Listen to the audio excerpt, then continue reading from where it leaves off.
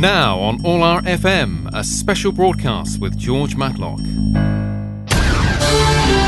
Wywiad specjalny Orła FM prowadzi George Matlock. Hello and welcome. I'm George Matlock. Anglo-Polish Radio Orła FM is delighted to have as a guest someone who might ably be described as the acceptable face of socialism. He served in Labour's shadow cabinet from 1986 to 94 and even stood for the Labour Party leadership in 1992 to succeed Neil Kinnock. Disagreement over the European Union led our guest to resign John Smith's shadow cabinet. He then quit as an MP on the 17th of May 1994 to return to his homeland, New Zealand. A former TV journalist, our guest has also been a director of TV broadcaster TVNZ and has written a book. This month in the UK for the Labour Party conference, he has found a few minutes from his busy schedule to join listeners. A man who has fought against privilege most of his life. I hope he will forgive me for saying that it is a privilege to have him on air here. Bryan Gould, hello and welcome. Yes, good morning. Well, it's great to have you here, and on this reasonably sunny day, I'm glad that you were also able to capture some of the best weather we had in about 10 years back in July on a holiday to the UK. I wanted to get something cleared up right away, though, if I may. You left British politics about 5 days after the Labour leader John Smith tragically died of a massive heart attack in '94. Why didn't you stay on to try for the leadership again? Well, that's a very good question, and of course many people have noticed that conjunction of events. But of course I had announced in the February of 1994 that I was going to go back to New Zealand to take up a job as the Vice-Chancellor or President of a university there. And it would have been a bit difficult, I think, for me to suddenly say in May, following the very tragic death of John Smith, I'm going to change my mind now. I now see an opportunity, and I'm recommitting to British politics. I don't think that would have gone down very well, and of course it would have been a breach of faith with the people in New Zealand who'd offered me a very attractive position. Right, OK. Well, that does seem a very reasonable position to take. Obviously, 20 years nearly since you left Old Blighty. And have you ever felt that you maybe you should come back? I mean, maybe I should ask you this. Would you have been a Blairite had you remained in Westminster in '97? Well, that's a very good question, and I've sometimes asked it myself. I wouldn't have been a Blairite, I have to say. I knew Tony very well. In fact, I brought him onto the front bench initially when I was the Shadow Secretary for Trade and Industry. I brought Tony onto to my front bench team and got to know him quite well. And he was always a very able young man and clearly destined for greater things. But I must confess that I found his tenure as Prime Minister to be a disappointment.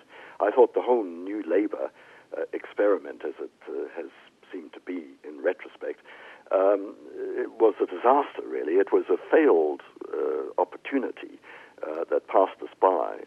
And I think we simply kowtowed to powerful people and the powerful forces in society instead of providing a reasoned critique of what was going on and trying to protect ordinary people. And what of the new leader, Ed Miliband?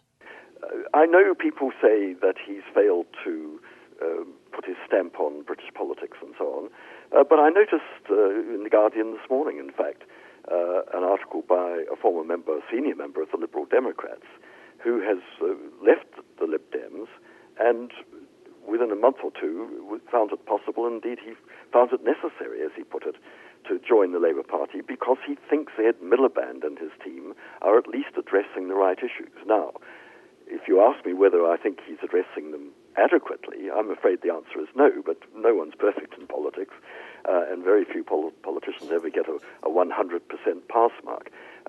I think Ed Miliband and his leadership team could afford to be a good deal more rigorous, a good deal more adventurous in convincing people that the way it's been for the last few years, and indeed for some decades now, is not necessary. We can avoid the traps that we've fallen into, and we can do a great deal better if we only have the intellectual confidence, the courage, if you like, to escape the trap, the constraints, violent orthodoxy.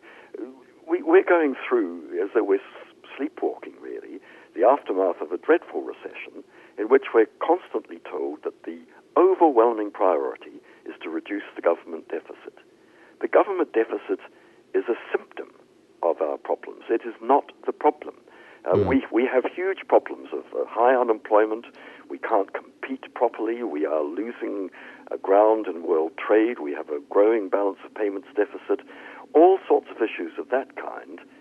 And yet we are still focusing on this so-called necessity of getting the government deficit down. It would be very nice to have a lower government deficit. The way to get it down is to have a more buoyant and competitive and productive economy. Of course, winning elections is part of the package that we would expect any politician to drive for. So I've got to ask you this. Whatever your own views, and indeed those of Britain, about Baroness Thatcher, she did come with a mandate. She did come with ideas. Admittedly, she reinvented many of them after the first few sort of very timid privatisations of Enterprise Oil and Amersham International to make it into a vote winner. But the point is, she did have a doctrine and she did have a vision of some sort. And is that what's missing with the leadership of Ed Miliband today? I think it is. I think what you just said about Margaret Thatcher is accurate, but it's often forgotten that when she came to power, she herself, I think, had only a very hazy idea of what she wanted to do. I mean, she knew where her own prejudices took her, as it were, but she had the great benefit of inheriting or having had prepared for her an agenda that was really the product of some very, I think, excellent political thinkers, people like Keith Joseph. One need not agree with him, but at least he'd prepared the ground, and there were many others, going back to philosophers like Hayek and economists like Milton Friedman. The ground had been prepared for a quite substantial change, which turned into a kind of revolution. Now, opinions will vary as to whether that revolution produced good results. I believe the long-term judgment will be that it didn't. But nevertheless, Mrs. Thatcher was able, I think, to pursue an agenda prepared for her, while her opponents were sort of scrabbling around, not knowing quite what to do about it. And you're absolutely right, I think, to draw a parallel between that experience of Margaret Thatcher and what is now needed for Ed Miliband. It's not something he can do all by himself. He needs, and I've several times mentioned, a leadership team, people outside politics almost, certainly outside the Labour Party, preparing the ground, accustoming people to the notion that there are other agendas. We don't have to accept the framework of austerity. That is not the answer to our current problems. But at the moment, anyone who gets up and says that is running, full tilt into the face of an accepted orthodoxy that's been around for a long, long time now, which is you've got to have smaller government and a lower deficit. Well, it would be very nice to have a lower deficit, as I say, but the main thing we need is a more successful economy. A more successful economy will generate enough tax revenue to be able to deal with the deficit in a very effective way. So it sounds like really what Ed Miliband has fallen into the trap of doing is effectively alienating many of the unions that would claim that they helped him to win the leadership a few years ago, and has not, in the meantime, built up a kind of electoral premium, if you will, of ideas that can carry him forward with the electorate. Now, you've written a book called Myths, Politicians and Money, The Truth Behind the Free Market. You have updated Labour's long-standing disquiet about capitalism to encompass the recession that we have endured since the debt crisis began in 2008, haven't you? I have, absolutely right. What I've done is I've looked back over the past 2 or 3 decades, in fact to a precise date in 1989, when a political scientist called Francis Fukuyama pronounced the end of history, because with the fall of the Berlin Wall and the demise of the Soviet Union, he thought that the way was clear for the absolute triumph of Western democracy and the free market. He saw no distinction between democratic political organization and the free market as an economic policy. And at that time, he failed to recognize the importance of Islam, didn't even notice noticed China was emerging and so on. So it's tough in retrospect to criticize him for things that no one really saw at the time. Nevertheless, what he failed to understand was that the real threat to democracy, and he saw no threat whatsoever, the real threat has come from within. It has come from the doctrine that the market must prevail and that those who can succeed in the market call the shots. And that has the effect of sidelining democracy. The world economy, the global economy, is now run by major international corporations, which are passing into fewer and fewer hands, and they can simply ride roughshod over governments, sideline them altogether, and instead of standing up to that and defending the interests of ordinary people, our governments have tended to go along with, in fact, to eulogize the successes of very successful business people who are walking off with the whole of the increased wealth that we've produced over the past 3 decades. Ordinary people have done very badly. Very, very wealthy people have captured all the new wealth. Do you feel then that US President Barack Obama's market reforms in 2010 should have been taken completely out of the hands of those who allowed America to fall victim to such a highly leveraged system that then brought the house down in 2007? Well, that's again a very good question, because paradoxically, although most people today have been convinced quite wrongly that the recession was created by bad economic policies on the part of governments, the real problem, the global financial crisis, was, as you suggest, created by irresponsible banking. We, the taxpayers, have stepped forward to contribute our taxes to bailing the banks out. The banks continue to pay themselves huge salaries and bonuses, and they're even bigger today than they were at the time of the global financial crisis. In other words, we've learnt nothing in that regard, and we should, I think, be looking very seriously indeed at different ways of organizing our economy. Most people don't understand, I think, that most money in our economy is created by the banks out of nothing. When the banks lend you money on mortgage, for example, it's not real money. It's simply an entry in their banking accounts. And so we are allowing the banks, which are, after all, just private companies making profits for their shareholders, we've allowed the banks to create most of the money in our economy, and in Britain, that money is applied to non-productive purposes. It doesn't go into new industry, new jobs, new technologies, or anything of that sort. It goes into house purchase. And that's why in London and the southeast in particular at present, you're seeing this huge rise again, all over again, in property prices. Now, staying with that theme, in the book you've contrasted the feudalism of the past based on social rules, sort of fast-forwarding past Karl Marx's vision of an industrial state, to the present day, which is a post-industrial world of high finance where bankers and privileged entrepreneurs have manipulated the market. So I've got to ask you this, as it's very topical today. So do you take comfort from knowing that Larry Summers, seen by some as an architect of the 2007 credit crunch, as well as one of its reformers, has bowed out of the race for the Federal Reserve? Yes, I noticed that piece of news, I think yesterday, wasn't it? And it's very significant, of course.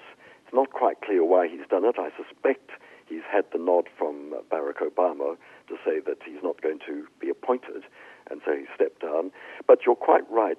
Larry Summers, who's a brilliant economist, I believe would have been a good governor of the Federal Reserve, nevertheless has a record over the years preceding the global financial crisis, which doesn't give rise to very great confidence in him, because he was one of the architects of the huge increase in new financial instruments and new financial assets, derivatives and so on, which were the basis of the whole bubble of asset creation, which eventually burst and created the global financial crisis.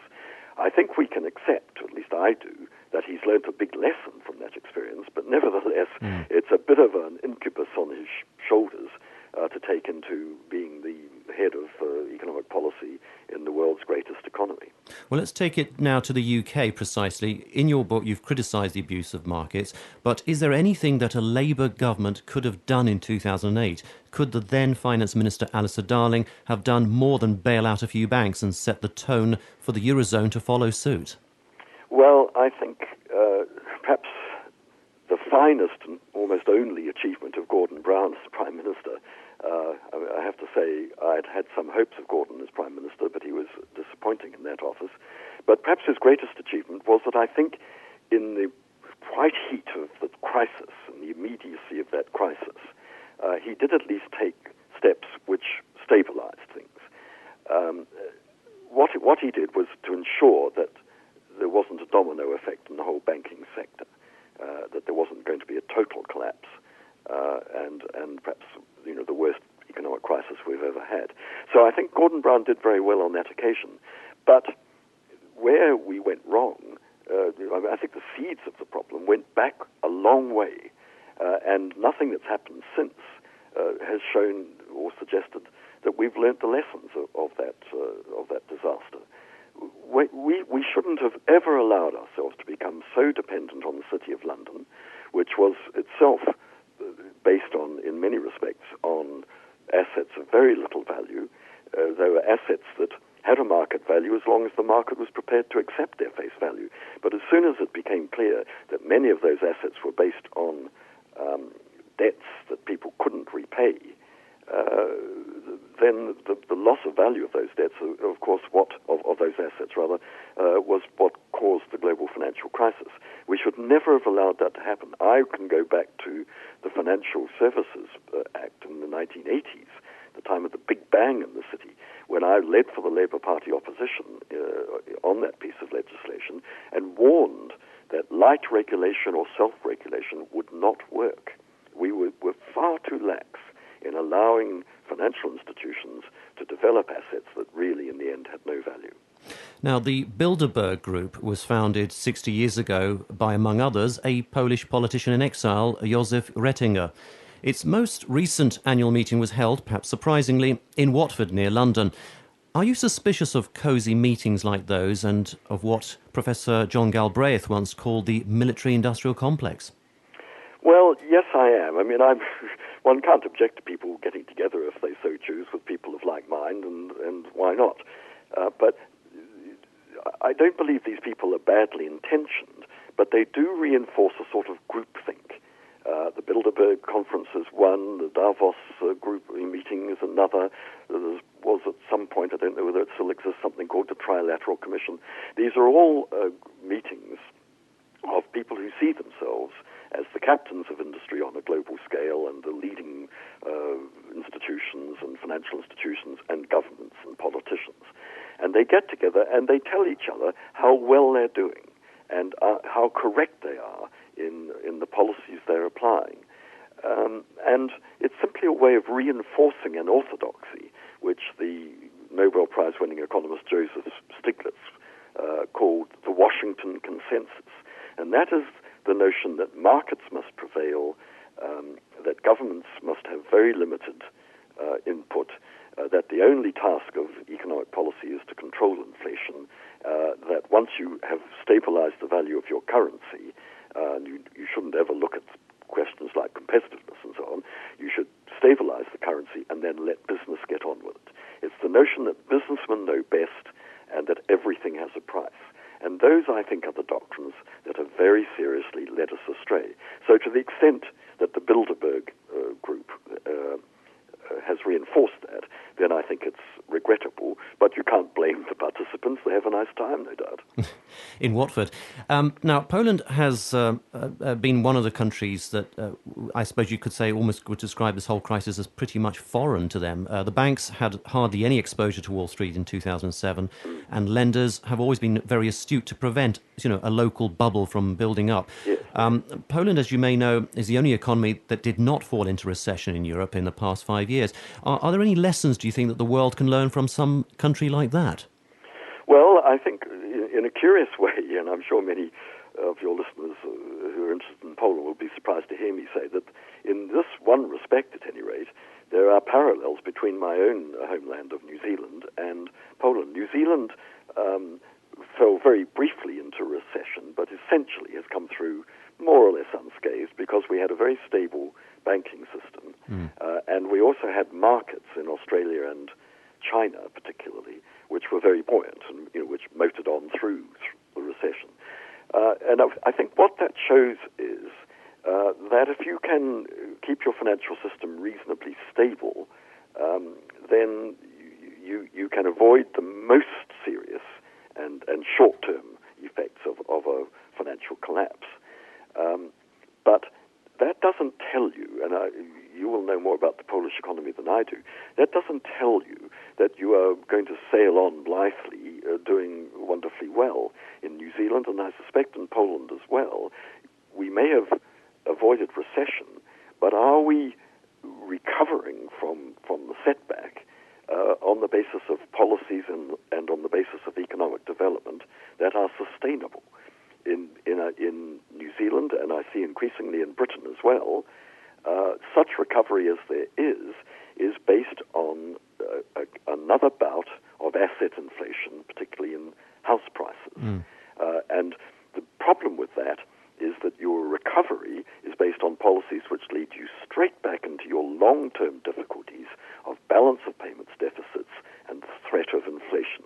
And the reason that we cannot escape from recession faster than we have done is that if we grow, then we will run into those problems again of inflation and balance of payments problems, and therefore we dare not grow. So unless we can grapple with those problems, recovery is going to be short-lived and based on shifting sands. Now, turning to another interesting issue for our listeners, was Tony Blair right to allow Poles and others from the EU accession countries to come to Britain in 2004, or should we have delayed them the same way as Germany did?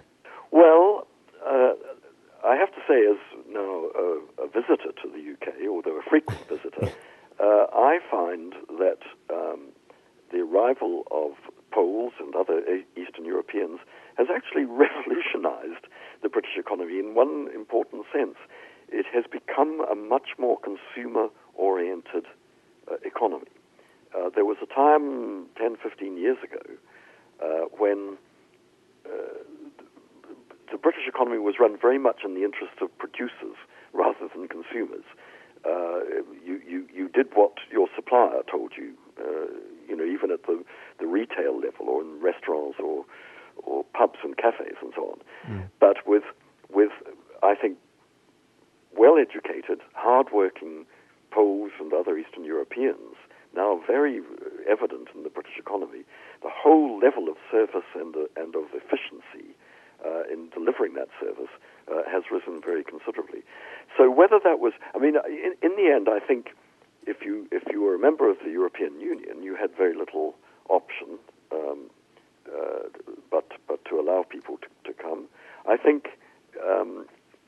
Well, we could have held them off. I mean, there was a tapering period where up to 7 years, and some countries were not immediate to rise to the occasion. I mean, I know that Ireland moved very quickly with Britain, but Sweden joined them very soon afterwards. But again, only after a point of apprehension. So I suppose you could say that and France was I think delayed them for about 5 years. So yes.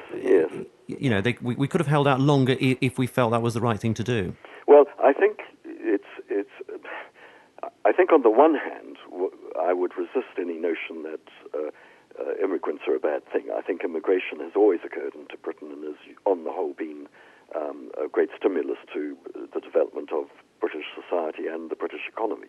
On the other hand, I think it's also quite legitimate to take account of the interests of those who are already resident here and have been for some time, and to say that some tapering would be helpful. In other words, give people a chance and give the economy a chance to absorb a new wave of settlers who are both contributors to the economy and consumers from the economy. An economy that is accepting a certain rate of immigration tends to do very well because it's a stimulus to economic activity and so on. So to put the shutters up would be quite wrong, and I think would have been illegal anyway under the EU rules. But to taper, I think, would have been helpful and may well have allayed some the public concern and opposition to the influx of immigrants. Now, final question. In your book, you discuss how tax revenues have in some cases fallen during the recession. Given Labour's and the Liberal Democrats' keenness to introduce a mansion tax, a kind of rates, if you will, but on properties worth £2 million plus, it's clear that avoiding that tax won't be easy. But with property prices rising as successive governments do nothing to curb the real causes of a property bubble, are you in favour of a tax which will affect middle-income earners within a few years, rather like inheritance tax did? Well, I'm certainly very concerned to avoid raising taxes unnecessarily or unfairly. I'm certainly in favour of a buoyant tax revenue that will fund effective public services. But I don't think you achieve that by delving further down the income scale to place an increased tax burden on middle-income people. So if you were looking at a tax on expensive properties, I think you would first of all have to watch very carefully where you put the level at which that liability began. In other words, you'd have to keep it up to date with what's happening to property values. But I think, I mean, this takes us right back to my own period in British politics when I was the Labour Party spokesperson on the poll tax at the time of that great controversy. And I was very keen at that point, and I still think it's possible to do this, to maintain a local tax based on property, because I think that has some considerable social and economic benefits, but to link the liability or the rate at which that is paid to income. Now, with modern computerization, it's certainly possible to link people's income tax returns to their rates payments.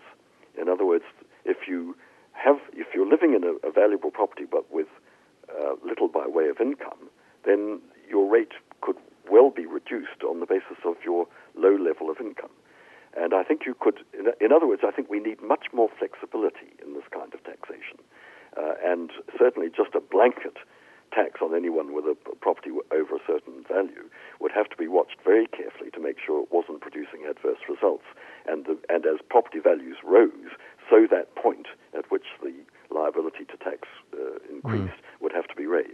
Yes, it's very often people's only actual asset, and if you think about it, those who are incredibly rich will find ways around it. They always do. Well, I can think of a pretty obvious one, which I know a few members of Parliament have managed to succeed in doing. That is simply to spread your risk. You buy several properties at £1 million each. You can easily have 10 or 20 or 100 of those, and they would not, by the current definitions of this mansion tax, would not fall liable to such taxation. So again, you could become a very rich landlord and never actually have to pay a penny of it.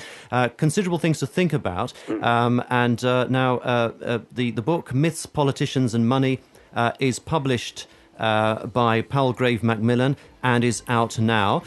Bryan Gould, it's been a pleasure to speak with you on OAR FM. Thank you very much.